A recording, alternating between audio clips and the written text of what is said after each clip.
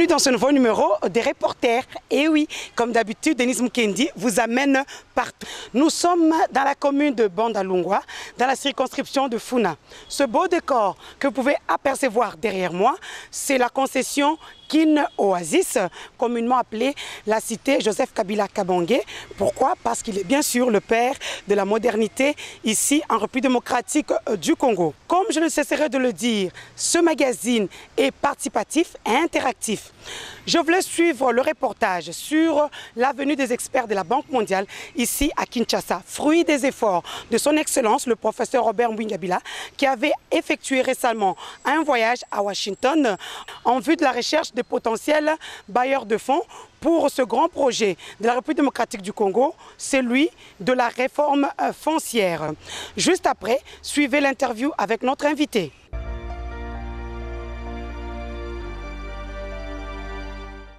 Une mission des experts de la Banque mondiale est à Kinshasa, capitale de la République démocratique du Congo, dans le cadre de la mise en œuvre de la réforme foncière, fruit du récent voyage de son Excellence, le professeur Robert Mbingabila, qui était en mission de plaidoyer à Washington.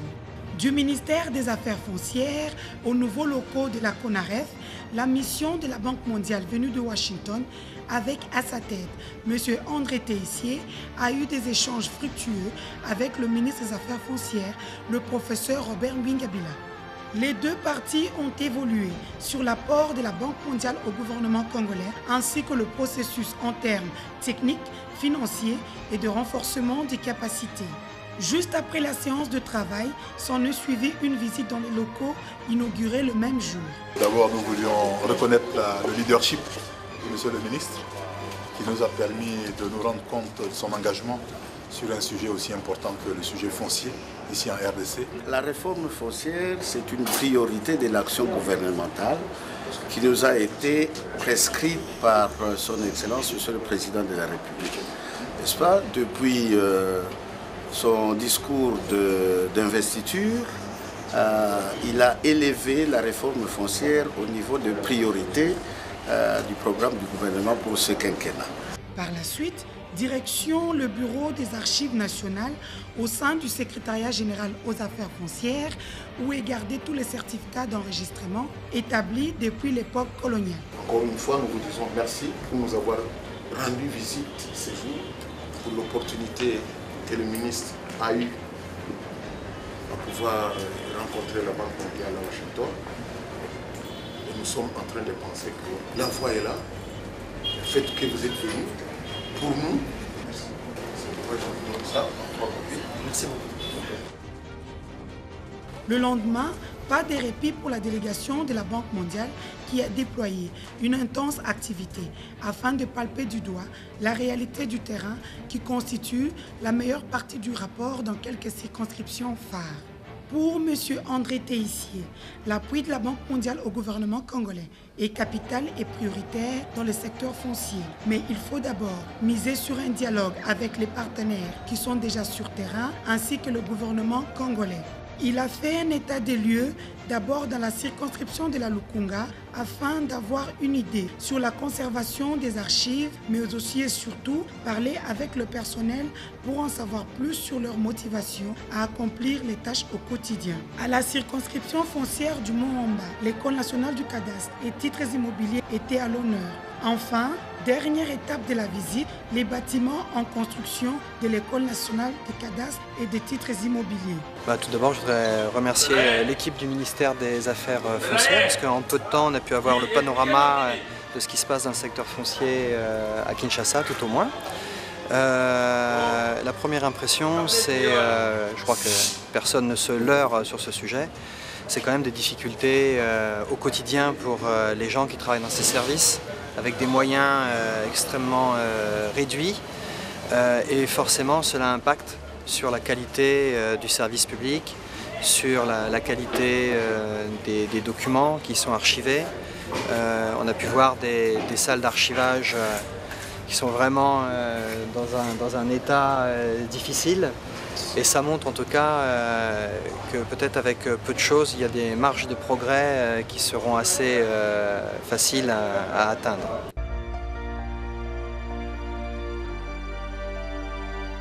Excellence, Monsieur le ministre, bonjour. Bonjour. Une fois de plus, merci d'accepter notre invitation. Et donc, comme je le disais aux téléspectateurs juste avant notre entrevue, notre émission est participative et inclusive. Et les personnes qui sont sur ces sites peuvent aussi poser des questions, tout comme nos téléspectateurs, comme ça sera le cas aujourd'hui. Et donc, comme je l'avais dit la semaine passée, nous parlons de l'opération Un géomètre chez moi.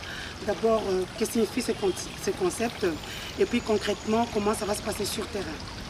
Le géomètre, c'est un agent de l'administration des affaires foncières, un technicien qui a pour rôle, depuis le décret du président de la République en 1963, de pouvoir délimiter les concessions et les terrains distribués. Et donc l'opération Géomètre chez moi consiste effectivement à envoyer ces techniciens de l'administration des affaires foncières dans les différentes communes et au sein de chaque commune, dans les différents quartiers et au sein de chaque quartier, dans les avenues, pour non seulement identifier les constructions d'habitation qui sont dans ces avenues, quartiers et communes, récolter des renseignements par rapport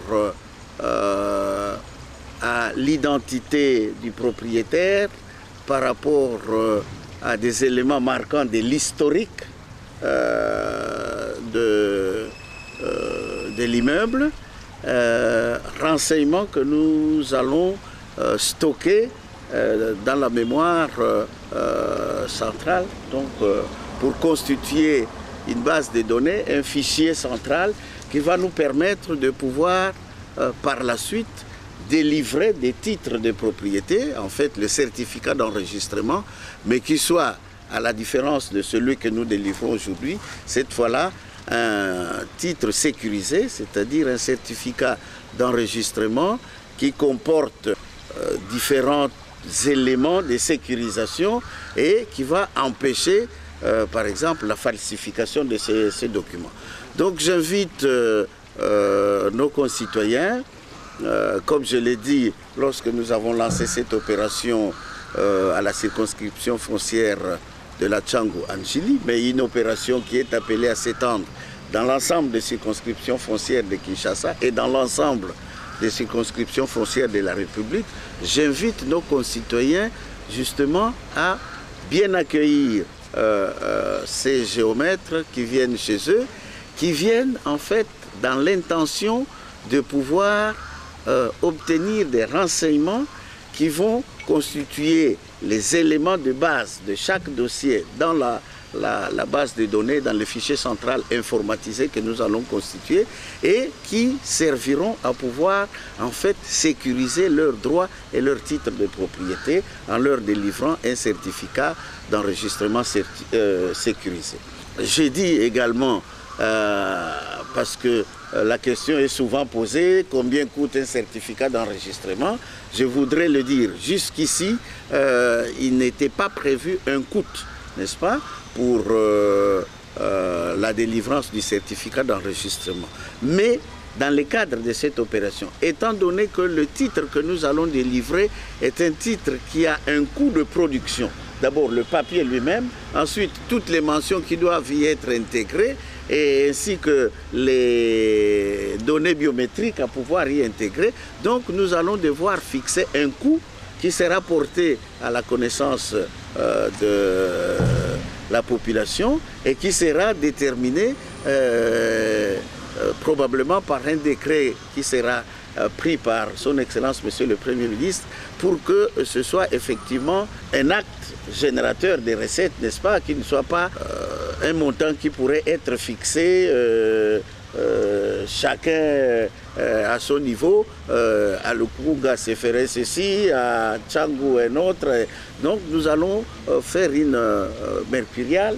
Nous sommes en train de réfléchir là-dessus pour voir est-ce qu'il est nécessaire d'avoir un montant unique par rapport à ces titres de sécurisation ou est-ce que nous devons pouvoir faire comme un peu l'impôt foncier qui est fixé en fonction de la catégorie des sites et j'ajouterai en ce qui concerne les certificats qu'on pourrait également intégrer un élément de pondération en fonction de la destination de l'immeuble. On a des immeubles qui sont des immeubles d'habitation, on a des immeubles qui sont des immeubles d'apport, c'est-à-dire commerciaux ou administratifs. Nous sommes en train de réfléchir pour savoir si, sur base de tous ces éléments-là, on doit avoir un coût unique ou au contraire faire une grille, n'est-ce pas, tenant compte de ces différents critères. Donc voilà un peu en quoi consiste cette opération Géomètre chez moi. Il s'agit d'envoyer les techniciens de l'administration sur terrain pour prendre les informations à la fois ce qui concerne les immeubles, les parcelles. Donc il y aura de mesurage puisque c'est leur mission et également des informations sur l'identité des propriétaires, constituer une base de données informatisée, créer un fichier central et sur base duquel nous allons délivrer, moyennant un coût qui va être déterminé, le certificat d'enregistrement qui sera cette fois un titre sécurisé. Excellence, en parlant toujours de l'opération Géomètre chez moi, parce que cette opération, pour le moment, on peut dire que nous sommes en pleine campagne. Est-ce que ça sera payant ou gratuit? Payant parce qu'il y a deux catégories de frais dont il faut parler. Il y a les frais administratifs, ceux qui sont dans l'arrêté interministériel, ministère des Affaires foncières et ministère des Finances, qui a été pris en début d'année et qui est disponible dans toutes les circonscriptions foncières. Je rappelle d'ailleurs qu'il y a une instruction pour l'affichage de ces arrêtés afin que tous nos concitoyens qui viennent solliciter des services dans nos circonscriptions sachent à quoi s'attendre, quels sont les frais qu'ils doivent payer, leur hauteur et leur nature. Cela, ce sont les frais administratifs et techniques qui sont fixés en début d'année par cet arrêté interministériel et qui sont payés chaque fois que vous vous adressez à nos circonscriptions foncières pour obtenir un document ou pour faire un travail, par exemple, de délimitation de votre parcelle. Ces frais-là, ils continuent d'être payés. La nouveauté vient par rapport, comme je l'ai dit, au coût que nous allons devoir fixer par rapport au certificat lui-même. Jusqu'ici, et je l'ai dit, je crois, dans l'émission que nous avions eue à Mikonga, n'est-ce pas, dans la circonscription foncière de Nsele-Maluku, j'avais dit que le certificat n'avait pas un coût fixé jusqu'aujourd'hui. Mais maintenant, étant donné le coût de production de ces certificats nouveaux, qui est un titre sécurisé, qui va contenir de différentes marques de sécurisation, qui va rendre ces certificats infalsifiables, eh bien, je dis, nous allons effectivement soumettre une proposition sur laquelle nous sommes en train de réfléchir aujourd'hui à son Excellence Monsieur le Premier ministre pour qu'il prenne à son niveau un décret qui va fixer effectivement le coût de ces certificats d'enregistrement sécurisés, tenant compte des facteurs de pondération dont j'ai parlé, les niveaux des sites, n'est-ce pas, et également la destination des immeubles. Excellence, expliquez un peu à nos téléspectateurs en lingala l'opération Un Géomètre chez moi, c'est en quoi consiste-t-elle? Nalingi koloba boye na bandeko nyonso bazali kolanda biso. Mikolo ekoya surtout awa na Kinshasa po tobandeli awa na Kinshasa na ba commune na biso na ba quartier na biso pe na ba avenue na biso tokobanda kozwa visite ya ba agent ya affaires foncières otobengi ba technicien ba géomètre bakoya bakoleka balabala na balabala ndako na ndako bakoluka kozwa otobengi ba information na mayematali kolo lopango na maepe matali lopango. Lopango na ye ezali na dimension boni. Longueur boni, largeur boni, et puis ndako na ye ezali na dimension nini, est-ce que ezali na niveau moko, est-ce que ezali na niveau mibale à étage, et ainsi de suite. Donc tokozwa ba renseignement nyonso wana. Soki tozwi ba renseignement wana, tokokende na ba bureau na biso tokosala na ordinateur. Na lobakango mikolo nyonso, administration na biso ya affaires foncières, ordinateur ezalaka te. Sikoyo tobandi kozwa. Donc, biso pe toko koma administration moderne toko utiliser ba ordinateur. Donc, toko sala ba renseignement nyonso wana toko tisi yango na ordinateur. Kuna toko sala ba bengi na lopoto banque de données. C'est-à-dire esika toko bomba na banque bakende ko bomba mbongo te. Biso sikoyo na ordinateur toko banda ko bomba ba information nyonso tozwi ndako na ndako. Ça veut dire que soki to silisi ko koma pe ko bomba ba renseignement wana na ordinateur, sikoyo toko banda ko pesa titre de propriété. Et le quoi na baka mikolo nyonso titre de propriété oyo l'État ayebi pona ndako ezali certificat d'enregistrement. Certificat d'enregistrement oyo toko banda ko pesa mikolo yo ezali différent na oyo ezalaki ya kala. Pona nini? Oyo toko pesa na ebite na koki koloba ke ezali titre moko na français to bengi sécurisé. C'est-à-dire que toko tia makambo ebele na kati pote mutu moko te un akoka koyiba ngo ou bien akoka ko sala copie nango po ekoma abimisa o ba bengi na français faux, n'est-ce pas? Siko ezali mutu akoki kozwa oya yo certificat ake a changer alongoli kombo na yo atie oya ye. Soki mayele ezali mingi te bato bakotala babe yaye, n'est-ce pas? Donc akoki koyiba yo ndako na yo parce que akei azui certificat a changer kombo au lieu na kombo na yo atie oya yo. Kala ezalaki ndenge wana même na passeport. Mutu ayibi passeport na yo parce que ezali na ba visa alongoli photo na yo atie oya ye akei na douane na immigration aleki. Mais siko depuis to tia passeport au bengi biométrique, c'est-à-dire to kotisi makambo etali ba information net ba empreinte digitale. Photo pe o to tia na kati wana okoki kolongola ngote soki olongoli yango ebebi si papier nyonso mobile. Donc moyen ya koyiba siko passeport ezate yango pe to kosala na makambo etali certificat. Toko komisa ngo ndenge passeport biométrique ezali. Pote mutu moko te akoka koyiba pe akoka ko bebi sango ndenge balobaka na français ko falsifier, c'est-à-dire ko tisa makambo lukuta na kati po ekoma yaye. Yango labi ti sikoyo tango naza koloba okokuta ata arrêté te ou bien décrété ou bien ordonnance ou bien loi oyo koloba non certificat talo nango autant.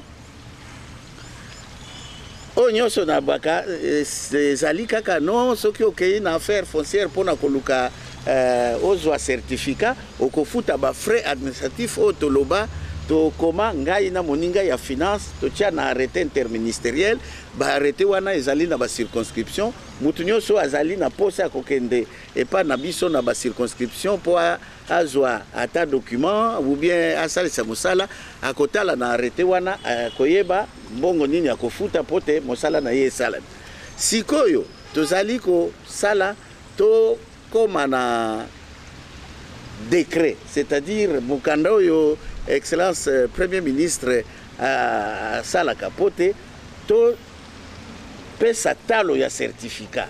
Po certificat oyo kobimisa mikolo ndoko na lobby ezali certificat oyo koki ko bebisa te oyo koki ko falsifier te, c'est-à-dire ko kotsa makambo lukuta na kati tout ça. Donc ko za la sécuriser. Eza na talo nango pona kobimisa ngo yango mikolo koya décret à Premier ministre, toko discuter en conseil des ministres et puis à co-signer pour toyebisa dans le certificat. Na lobby boy.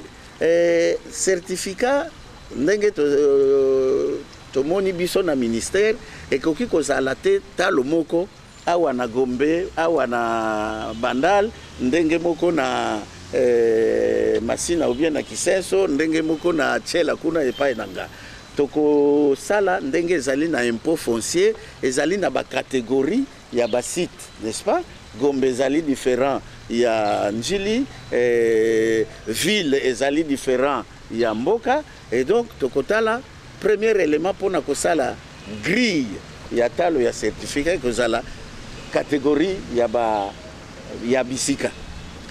Élément ya mibale kozala ndako na yo otongi yango pona nini ya yo ya kovanda na yo na famille, ou bien osali lokola nazomona wana asali hôtel bato bayaka kuna kolala soki bauti voyage baza kolala baza kofuta mo, c'est-à-dire ezali ozali ko sale lango ezoko bimisela yo mbongo, n'est-ce pas? Et puis ndako na yo est-ce que ezali niveau moko ou bien ezali à étage moko étage mibale.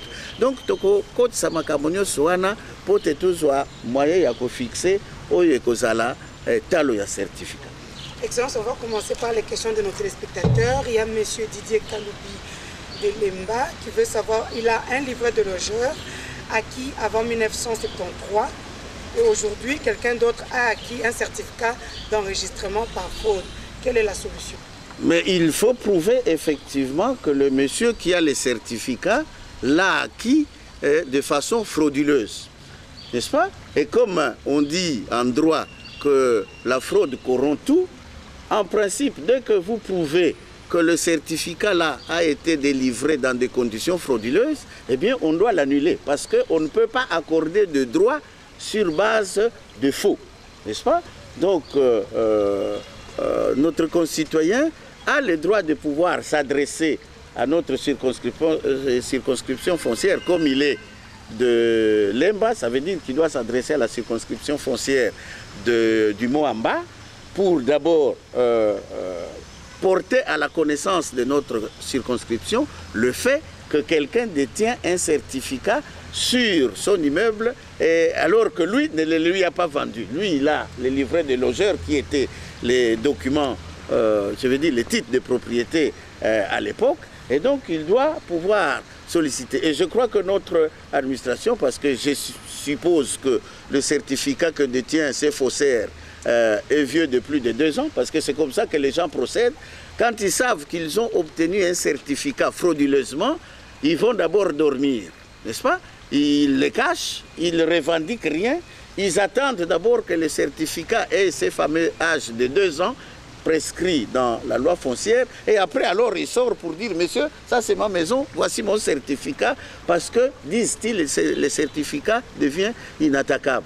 Non, je dois dire d'ailleurs que dans la réforme foncière et dans la réforme de la loi foncière, nous devons bien préciser qu'il n'est inattaquable que dans la mesure où il a été régulièrement délivré. Mais lorsqu'il a été délivré sur base de faux, c'est clair qu'on doit l'attaquer et on doit demander à la justice de prendre pour le moment une décision d'annulation de ces certificats pour qu'on établisse les certificats en sa faveur, lui qui est le propriétaire de la maison, sur base de son livret de logeur qu'il détient depuis 1973.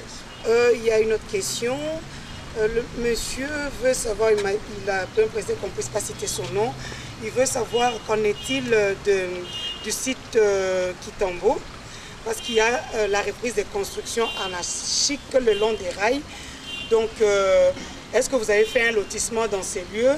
Et puis, si vous n'avez pas fait, passez et constatez. Puis, dites un peu aux autres téléspectateurs ce qui s'y passe en fait. Bien. Je pense que c'est peut-être pour la 2e ou la 3e fois qu'il y a, en 2012, on a procédé à la démolition de toutes les constructions, les longs de rails, jusque justement à Kitambo, Kitambo Magasin. À l'époque, on avait dit qu'il fallait laisser une emprise de 7 à 8 mètres de chaque côté des rails. Et les démolitions étaient faites. Mais comme d'habitude, nos compatriotes se disent, ce qui a été fait pour tel, quand ce sera mon tour, on ne le fera pas. Donc, on a démoli, des gens se sont plaints, non, on a démoli ma maison et tout. On a même eu beaucoup d'émissions à la télévision sur base de ça. Aujourd'hui, effectivement, des gens reprennent les constructions. C'est-à-dire que Je pense qu'il y a parmi nos concitoyens des gens qui estiment qu'eux, ils sont au-dessus de la loi, ou peut-être qu'ils ont suffisamment d'argent pour se dire « je peux me permettre d'aller faire des constructions anarchiques, demain on viendra détruire, mais je ne vais pas regretter l'argent que j'ai dépensé ». Non, il faut répondre à notre concitoyen et lui dire « on ne peut pas construire les longs de rails, comme on ne peut pas construire les longs de route dans ce que nous appelons l'emprise de la voie. On ne peut pas construire non plus les longs de la rive du fleuve ou des rivières. Tout cela, malheureusement, ce sont des constructions anarchiques et avec le pincement au cœur, je dois dire à ces concitoyens qui prennent les risques de reprendre les constructions. Il n'y a pas seulement qu'à partir de la DEMIAP, parce que je sais que les gens m'ont interpellé une fois pour me dire « mais oui, mais à partir de la DEMIAP ou l'ex-DEMIAP, jusqu'à la gare, les gens ont repris les constructions. » Malheureusement, ces constructions subiront le sort réservé aux constructions anarchiques, c'est-à-dire que bientôt les tracteurs de la commission de démolition repasseront par là et vont démolir toutes ces constructions anarchiques. Monsieur Hope de Bunia se pose la question de savoir qu'au niveau de Bunia, le ministère des Affaires foncières ne fait pas son travail et donc ils sont à la merci des chefs coutumiers. Ce sont eux qui vendent les terres. Alors ils payent le bornage chez eux, les croquis, l'autorisation de bâtir chez eux. Maintenant, quel est leur cas si vous venez pour démolir? Mais d'abord, il faut répéter à notre concitoyen de Bunia que personne n'est propriétaire de la terre en République démocratique du Congo. Seul l'État est propriétaire de la terre. Et c'est le propriétaire qui désigne ceux qui peuvent procéder à la distribution de la terre. Je répète que les chefs traditionnels n'ont aucune qualité en matière de distribution de la terre. Donc ils ne doivent pas se laisser faire en allant acheter auprès des chefs coutumiers. J'ai été moi-même en 2012 à Bunia. J'ai admiré le dynamisme immobilier qu'il y a à Bunia. C'est une ville qui vraiment est caractérisée par un boom immobilier. Et il m'a été posé le problème effectivement de l'extension de la ville de Bunia. Et si notre concitoyen était là, il doit avoir vu, ne fût-ce que dans les images, que j'ai fait des visites dans deux sites. L'un qui est pas très loin du camp militaire et l'autre qui est du côté de la sortie de la ville, qui est un site qui est aujourd'hui propriété de Sokimo. Sokimo qui comptait y développer des activités agro-pastorales.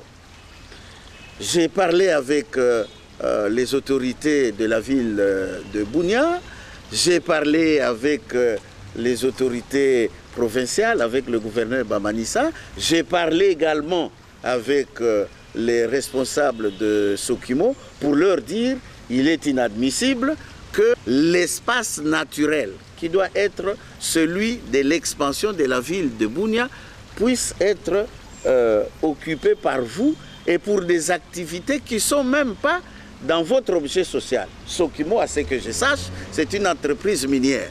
Donc ce n'est pas une entreprise qui a comme objet, activité dans son objet social, de faire de l'élevage de veaux ou je ne sais pas de quels animaux.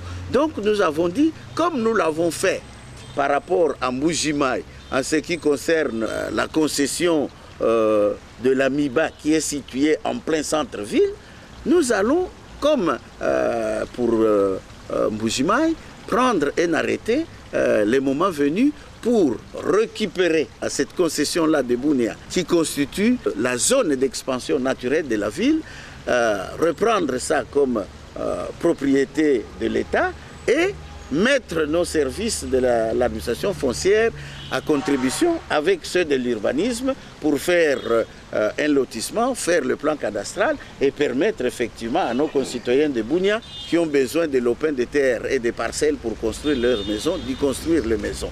Mais il faut arrêter d'acheter des terres auprès des chefs coutumiers parce qu'ils n'ont pas qualité pour acheter ces terres-là. De plus, vous risquez d'acheter des terres sur des zones qui peuvent être déclarées des zones non constructibles, non édificantes, comme on dit dans notre... Et donc, vous risquez de subir de démolition parce que vous avez acheté auprès d'un chef coutumier qui, lui, ne sait pas quelles sont les zones où on peut construire et quelles sont les zones où on ne peut pas construire. Et donc, il risque de vous vendre une parcelle qui est dans une zone non constructible. Vous y construisez votre maison. Les tracteurs de la ville de Bunia, malheureusement, seront à ce moment-là en action pour démolir toutes ces maisons qui sont construites dans des sites qui sont des sites non constructibles parce qu'ils mettent en danger non seulement la vie de vous-même et de votre famille, mais également la vie des autres qui sont les voisins. Et peut-être même, comme c'est le cas pour l'université de Kinshasa et l'ISTEM, tous ceux qui construisent dans la vallée de la Funa sont en train de mettre en danger même les sites universitaires. Est-ce que nous devons laisser que des intérêts privés mettent en danger l'intérêt général? Parce que perdre aujourd'hui, par exemple, l'université de Kinshasa et l'ISTEM, est-ce que vous voyez ce que ça fait comme reculade par rapport à notre pays? Donc on va terminer sur une bonne note. Vous venez de parler de l'UNIKIN. Il y a monsieur l'administrateur du budget qui vous remercie déjà pour tout le travail que vous abattez. Mais il pose encore une autre question. Il voudrait savoir quand est-ce que vous allez approuver le rapport fait sur le site Njili Brasserie par le cadastre du Mont-en-Bas, parce que le chef coutumier font du n'importe quoi.